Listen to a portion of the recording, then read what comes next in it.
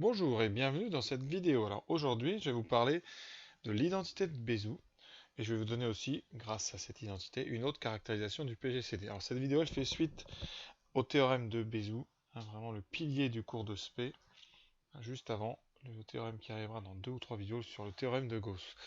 Voilà. Alors tout d'abord, avant de vous donner l'identité de Bézout, eh bien, je vais vous donner une application directe du théorème de Bézout. Voilà. Donc, je vous rappelle, le théorème de Bézout, qu'est-ce que c'est? Alors dans sa version donc avec A et B sont premiers, on a dit que A et B sont premiers, et bien d'après le théorème, ça va impliquer l'existence de U et V appartenant à Z, tel que AU plus BV est égal à 1. Voilà. Alors dans le théorème de Bézout, vous avez aussi la réciproque. C'est-à-dire que s'il existe U et V tel que AU plus BV égale 1, alors A et B sont premiers entre eux. Alors nous, dans cette vidéo, on va utiliser que le côté de gauche à droite, c'est-à-dire l'hypothèse c'est A et B sont premiers entre eux. Alors, qu'est-ce qu'on peut dire? Eh bien, si A et B sont premiers entre eux, je répète, on a l'existence de deux antirelatifs UV tels qu'on peut trouver une combinaison de A et B qui donne 1. Eh bien, en multipliant cette ligne par n'importe quel réel, par n'importe quel entier K, vous obtenez, eh bien, par implication, c'est-à-dire donc, eh bien, KU, K fois AU plus BV est égal à K. Et si on met ça en forme, eh on obtient A fois KU plus B fois KV est égal à K. Et ça, même si K est égal à 0. Hein. Qu'est-ce que ça signifie? Eh bien, en posant grand U égale K fois petit u et grand V égale K fois petit v, eh bien, il existe donc un couple grand U, grand V de relatif, puisque grand U c'est K fois un relatif, c'est le produit de deux relatifs, donc grand U relatif, grand V c'est le produit de deux relatifs, donc il est relatif, et donc vous avez déduit l'existence d'un couple grand U, grand V, tel que A fois grand U plus B fois grand V, j'accentue la taille pour bien vous voyez la différence, qui vaut K. Voilà.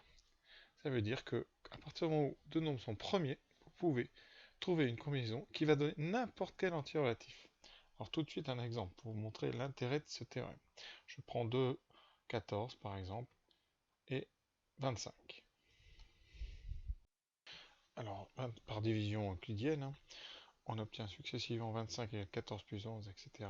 Et c'est l'algorithme d'Euclide. À la fin, 3 égale 2 plus 1, donc 25 et 14 sont premiers entre eux. Bon, on peut le faire aussi avec les puissances et la décomposition, puisque 14 égale 2 fois 7 et 25 égale 5 fois 5. Donc il n'y a aucun nombre premier dans leur décomposition en commun, mais ça c'est dans le chapitre d'après, donc un peu prématuré. Alors, 14 et 25 sont premiers entre eux, donc d'après le théorème de Bézout, on peut trouver un couple UV d'entiers relatifs tel que 14U plus 25V vaut 1. Alors comment les trouver? Eh bien on peut par exemple utiliser la calculatrice. Voilà. Alors avant, il faut avoir écrit que U est égal à 1 moins 25V sur 14. C'est la transformation de l'égalité de ici qu'on a écrite avec les coefficients de Bézout. J'allume la calculatrice et je vais faire un tableau de valeurs.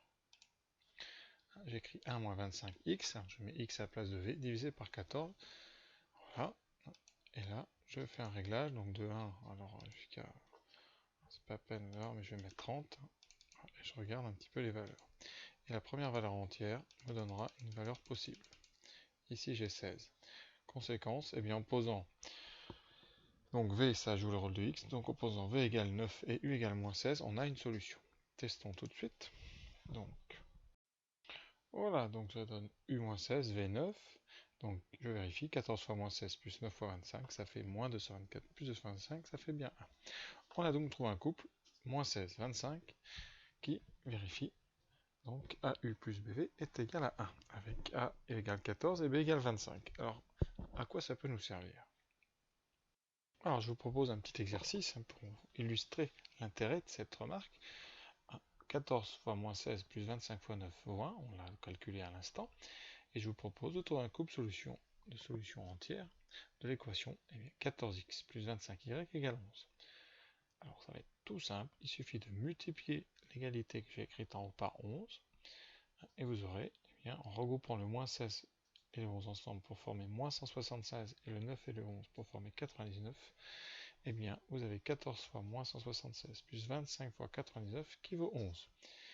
Et donc, cela implique que le couple moins 176 et 99 est solution de l'équation 14x plus 25y égale à 11.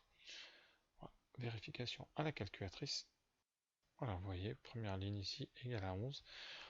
Et je vous propose une deuxième, par exemple 14x plus 25y égale moins 4. Et bien, si vous avez compris, on va multiplier la solution de tout à l'heure, donc moins 9, moins 16, 9 par moins 4, qui donnera le couple 64 moins 36. Et vous voyez, je calcule ici, et je trouve bien, eh bien 14 fois 64 plus 25 fois moins 36, eh bien égale à moins 4. Voilà. Voilà. La morale, c'est qu'avec un couple d'entiers premiers entre eux, on peut par combinaison linéaire fabriquer n'importe quel entier relatif. Ce qu'on ne peut pas faire quand les nombres ne sont pas premiers entre eux, et c'est le thème des deux remarques suivantes, c'est-à-dire l'identité de Bézout et la caractérisation du PGCD. Alors le point de départ, c'est de choisir un couple A et B, tel que le PGCD D ne soit pas égal à 1. Alors d'après une propriété vue précédemment, eh bien, vous pouvez trouver un couple d'entiers relatifs premiers entre K et K', tel que A s'écrive K fois D et B s'écrit K' fois D. Et bien d'après Bézout, puisque K et K' sont premiers entre eux, on peut trouver un autre couple, donc U et V de relatifs, tel que K fois U plus K' V est égal à 1.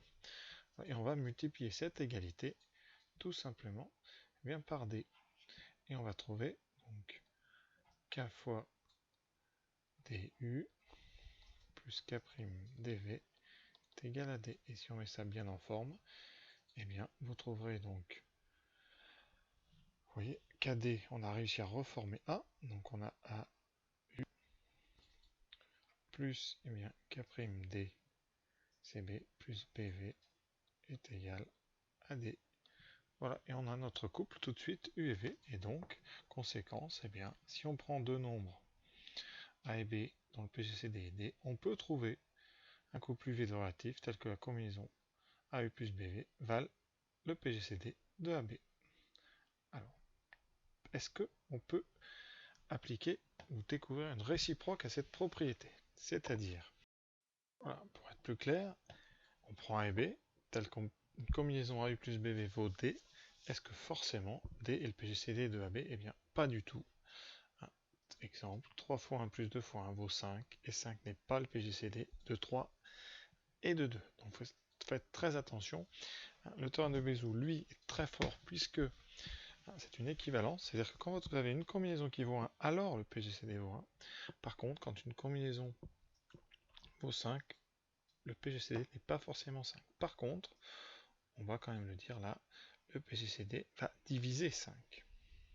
Voilà, c'est la propriété que j'aurais pu donner, c'est que si A et B sont tels qu'il existe un couple relatif U et V tel que AU plus BV égale D, alors le PGCD de AB divise D. La preuve est très simple, eh bien c'est une histoire de combinaison. Vous savez que donc le PGCD, on va l'appeler M, on sait que M divise A.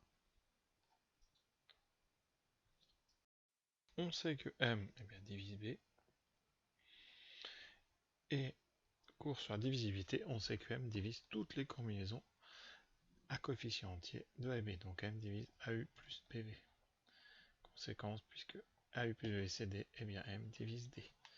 Donc si avec deux nombres A et B vous faites une combinaison qui vaut D, et bien le PGCD de AB va diviser D. Ça permet parfois de trouver le PGCD, puisque ça réduit les recherches.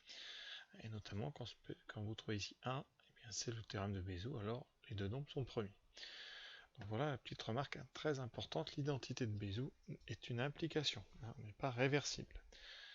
Et pour finir, je vais vous donner la dernière propriété, c'est une nouvelle caractérisation du PGCD, c'est-à-dire une manière un petit peu de fabriquer une réciproque de l'identité en rajoutant évidemment des conditions. Alors donc on va montrer que D égale PGCD de AB équivaut à il existe un couple d'antirelatifs U et V tel que AU plus BV égale D et en même temps D divise A et D divise B. Alors de gauche à droite c'est évident. Avec ce qu'on vient de voir, D est PGCD de AB, donc il existe bien ici un couple UV tel que AU plus BV égale D, et comme D est le PGCD de AB, bien forcément D divise A et D divise B. Donc ça, premier côté évident. Maintenant, de droite à gauche. Alors on va partir donc de AU plus BV égale D. Alors, la démonstration est, quand on l'a fait, assez simple. Pour des élèves, c'est toujours un peu compliqué. Mais voilà, le point de départ, donc c'est AU plus BV égale D. On va utiliser à l'intérieur de cette égalité D divise A, c'est-à-dire que pour une égalité, on va traduire. Ça veut dire qu'il existe K relatif tel que A égale KD, et D divise B. Il existe donc K' relatif tel que B égale K'. D. Je mets tout ça dans AU plus BV égale D. Ça me donne donc KDU plus K'DV égale D, et j'ai D des deux côtés, donc je peux diviser par D. Ça me donne KU plus K'V égale 1. Et ça, eh bien c'est une égalité, enfin ça ressemble, hein, ce qu'on pourrait appeler une égalité de Bézout, puisque vous avez une combinaison de K et de K' qui vaut 1. Et en utilisant le terme de Bézout, eh bien K et K' sont donc premiers entre eux.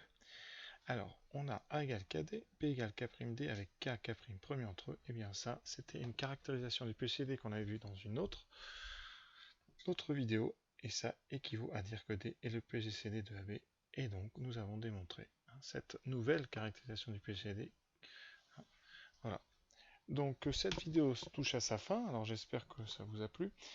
Et c'est vraiment très important, surtout, vraiment le point crucial ici, c'est que quand on a une combinaison qui ne vaut pas 1 mais qui vaut D, et bien D n'est pas forcément le PGCD de A et B. Vraiment, c'est-à-dire que l'identité de Bézout n'est pas une équivalence, ce n'est qu'une implication. Voilà. Donc, à bientôt.